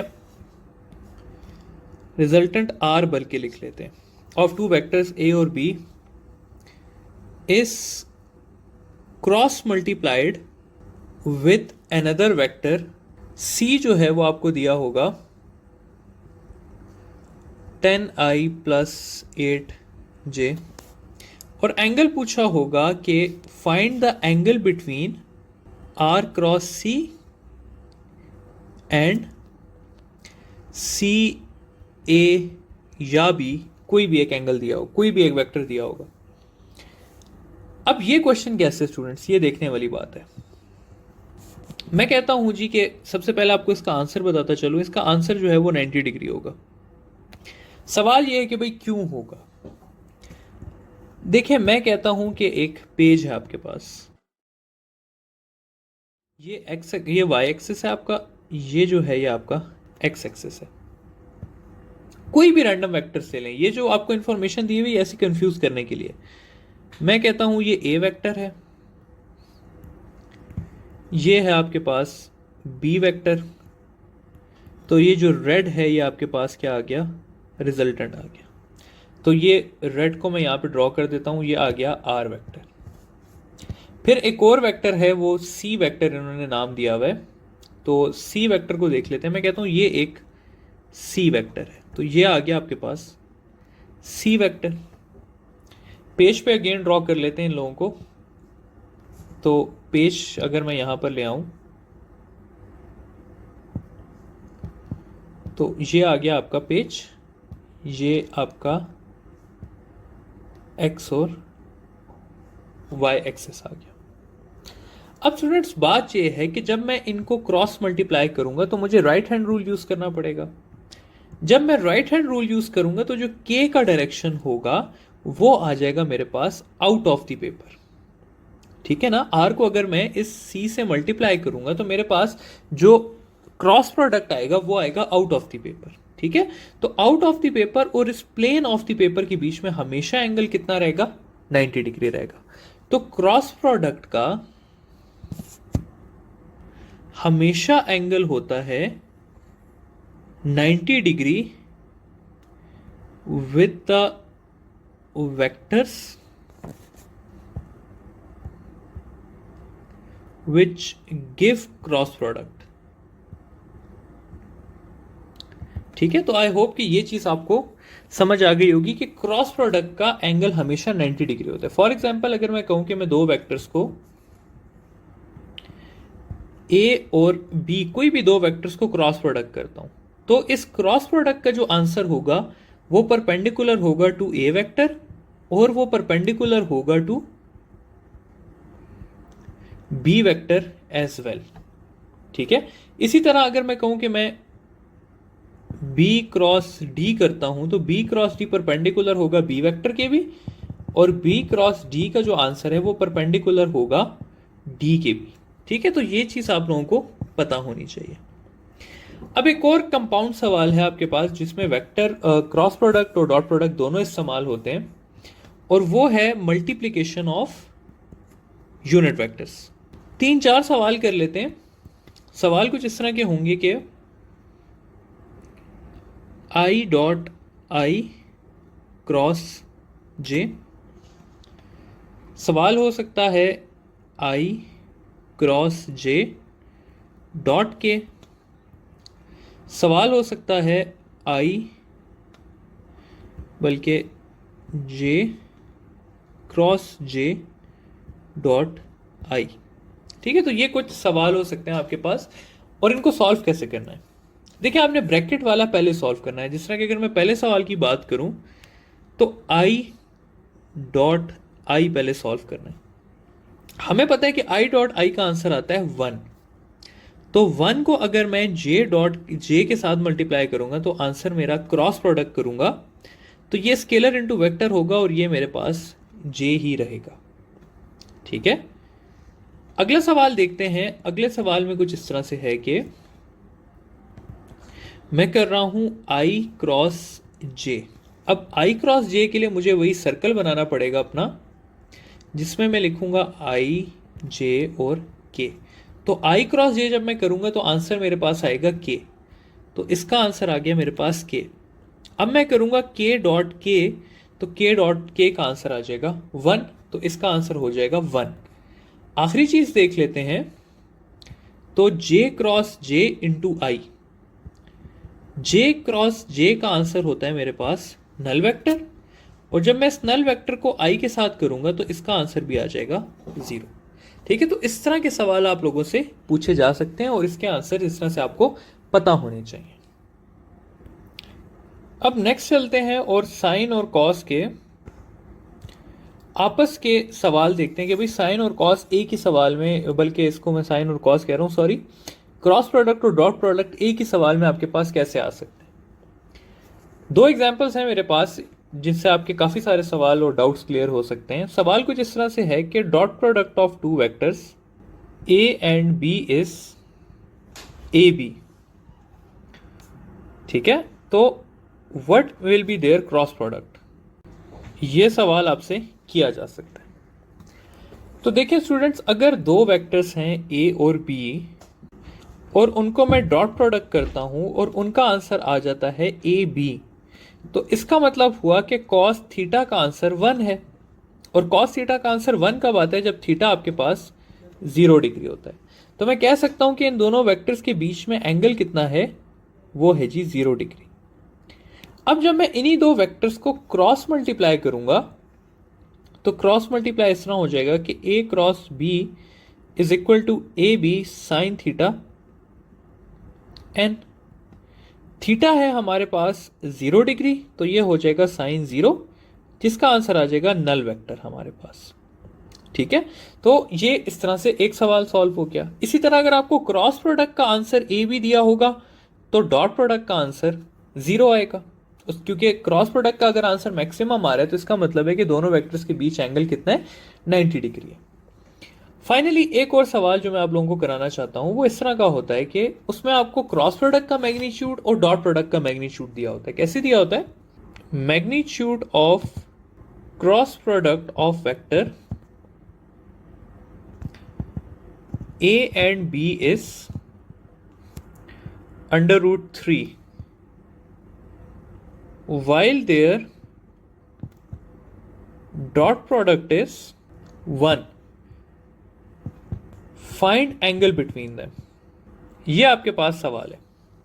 तो इस तरह के स्टूडेंट्स जितने भी ज़्यादा सवाल आपके पास आ जाएं, आप लोगों ने सिंपल इसमें इस तरह से लिखना है कि ए क्रॉस बी का आंसर आपको दिया हुआ है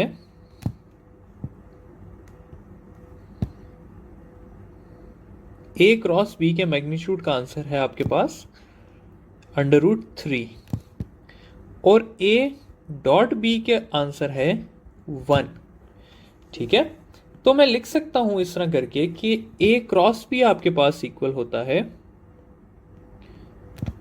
ए बी साइन थीटा के, जबकि ए डॉट बी जो है वो इक्वल होता है ए बी कॉस थीटा के। इन दोनों को आपने करना होगा डिवाइड। जब आप डिवाइड करेंगे तो ये ए बी कैंसिल हो जाएगा और ये sine theta divided by cos theta change हो जाएगा टेन थीटा में। तो इसको मैं सिंपली लिख सकता हूं कि tan theta is equal to A cross B है √3 और ए डॉट बी है 1। क्या मैं इसको लिख सकता हूं theta is equal to tan inverse -1 √3, जिसका आंसर मेरे पास आ जाएगा 60 डिग्री। ठीक है, तो इन दोनों वेक्टर्स के बीच में एंगल कितना था? 60 डिग्री था। तो ये थे स्टूडेंट्स आपके पास सवाल क्रॉस और डॉट प्रोडक्ट के, जो कि प्रॉपर्टीज से हट के थे। ठीक है, तो आई होप कि आपको ये सारे सवाल समझ आ गए होंगे और इसी के थ्रू आप मजीद इन्हीं चीज़ों को इस्तेमाल करके अगर थोड़े से इधर उधर क्वेश्चन आ जाएं तो आप कर सकते हैं, क्योंकि वेक्टर्स के सारे सवाल कराना स्टूडेंट्स इम्पॉसिबल होता है। आप अनलिमिटेड सवाल बनाए जा सकते हैं वेक्टर्स के। ठीक है, तो इसलिए आपके अगर ये कॉन्सेप्ट्स क्लियर हैं, आपको पता है कि कौन सा वेक्टर किस तरह से मल्टीप्लाई होगा, किस तरह से ऐड होगा, तो आई होप कि आप ये सारे सवाल कर सकेंगे।